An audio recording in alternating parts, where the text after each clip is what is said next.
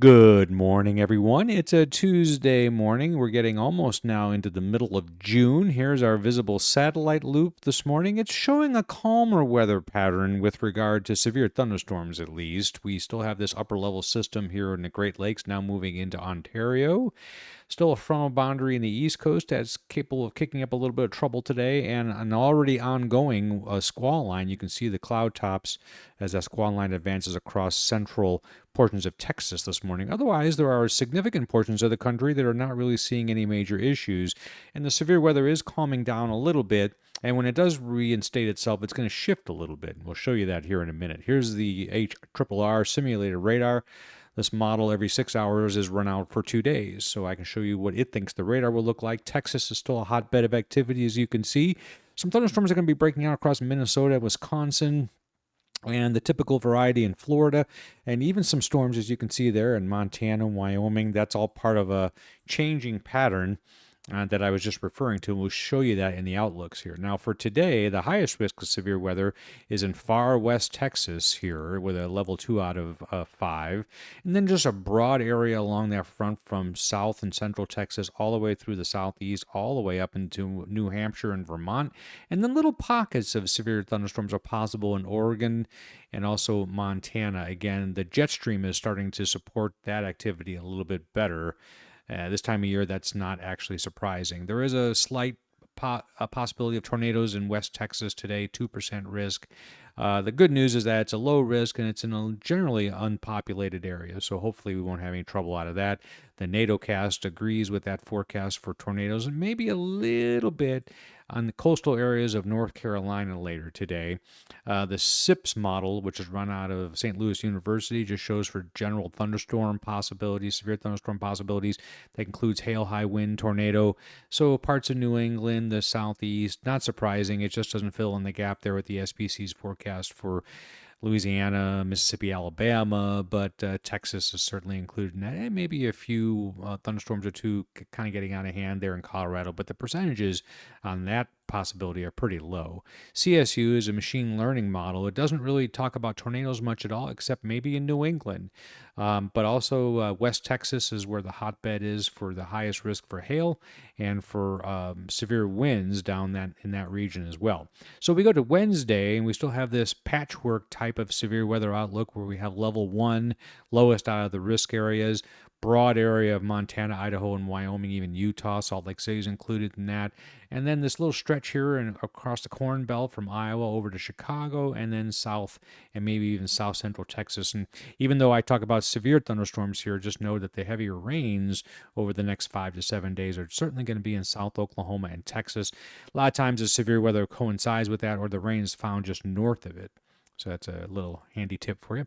CSU severe weather possibilities just outline, just kind of paints a dabbling of maybe some tornado risk up in Montana, just scattered through that part of the world. But certainly we're talking about a hail risk that goes from Wyoming across that Corn Belt region of forecast that I talked about. It's not really emphasizing much of a wind threat with this. And then on Thursday, again, we have Texas once again is under severe thunderstorms, risk 1 out of 5. I think Texas has had some sort of 1 through either 4 category of severe weather just about every day for the last 3 weeks. Not kidding. Thursday, I should keep record of that, by the way. Thursday, we have again this area from Minneapolis down through Nebraska, stopping in eastern Colorado of 1 out of 5 risk. If we look at the CSU model, it does paint a little bit of a tornado risk up in the Dakotas, Nebraska, maybe getting over to Minneapolis with a high hail, strong hail possibility there, getting a 15% chance. And then we have just a little bit of wind risk with some of those storms as well, but not very high. If we could jump ahead, that was Thursday, so we take a look at the jet stream flow. We see this weak little disturbance right here. There still could be some cause for some severe weather on Thursday right there. This is the EPS 500 millibar mean flow, so it's an ensemble forecast where you take the initial conditions, tweak them a little bit, run it a bunch of times, take the mean, and you get this. It tends to smooth out crazy output, because if you look at the deterministic models, which are run once on one set of data. Sometimes one piece of data can just take the whole model south. So that's why, especially on longer range projections, we like to look at this. The main jet stream is in New England and the Great Lakes states.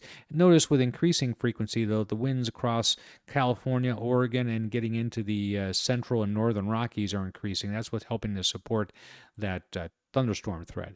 And on Friday, the severe weather threat is the Front Range, basically the Rocky Mountains, with very little else, maybe a little bit in Wisconsin and the Carolinas and Virginia. And then on Saturday, probability kind of spikes in Virginia and also in Montana, but this area out here has been consistently now showing up on the severe weather radar.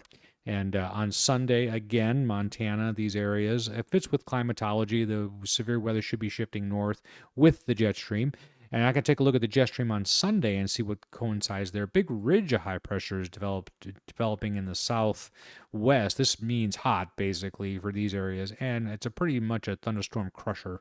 It doesn't really do much. But the jet stream is favorable here. Pretty strong winds, actually. That's going to help fuel that severe weather risk out here, especially. And then the last day we'll look at of the 7-day forecast is Monday, and it kind of spreads into the plains a little bit on Monday, with the jet stream kind of easing off and that ridge backing off a little bit, allowing that threat to move eastward just a tad. We'll take a look at the NIU probabilities for severe weather. It just looks at each pixel averaged over 7 days and gives you a percentage chance of a supercell thunderstorm, which is generally a severe weather producer.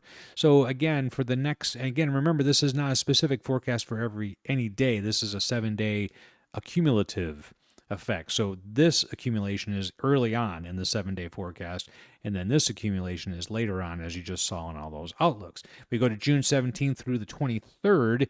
Definitely the central and northern plains now are really getting the most supercell production, and that is still continues into June 24th through June 30th. Tomorrow we'll actually put July on that map, 3 weeks away. But Montana, again, the Corn Belt, the two areas of focus. The last things we'll look at, this comes out twice a week. This is the EPS again, but what it does is it takes the mean jet stream flow for a 7-day period, and that 7-day period is yesterday through June 15th. It's actually issued last night. That's why it seems like it's a day late. But it does show a general part of ridging in the Montana area. So generally, while severe weather is being forecast there, you'll notice it never really gets completely out of hand. Probabilities are not that high. If we look at the dew point through that same period, the anomalies show that it's going to be a little bit above normal on what expected dew points are in Texas. So usually that means that the dry line is not allowed to advance very far, so moisture is coming in from the Gulf and streaming more into West Texas and eastern parts of New Mexico through that 7-day period. But there is a little bit of anomaly up in Montana and Wyoming, so that with that jet stream is going to help to produce that weak thunderstorm chance up there. Notice how stable the air is over the Great Lakes and much of the Corn Belt, at least on average, and into New England with drier than normal conditions. We advance this one more week ahead. General troughing is expected here in the northwest. Ridging is expected in the south-central U.S., so hot weather is going to start to stretch eastward. So that's not a severe weather point. That's just a forecasting point. And when you go to the second week, things tend to level out a little bit. You don't get the extremes, and the anomalies don't show up quite as severe. And the dew points, though, show up a little bit above normal through Texas. So if any jet stream winds can favor supercell development at all, it'll interact with that moisture. And as long as we don't have a strong cap preventing thunderstorms, we'll probably get a few well into June. We're still not shutting down severe weather completely, as often does happen in summertime. We're not quite there yet. Thanks for watching today's edition of Severe Thunderstorm Outlooks. This is published every day after the morning Storm Prediction Center update. Also, remember to check that site off on day one because they update it fairly frequently. If you like this video, please like it. Also, you can subscribe to the channel for more content just like this.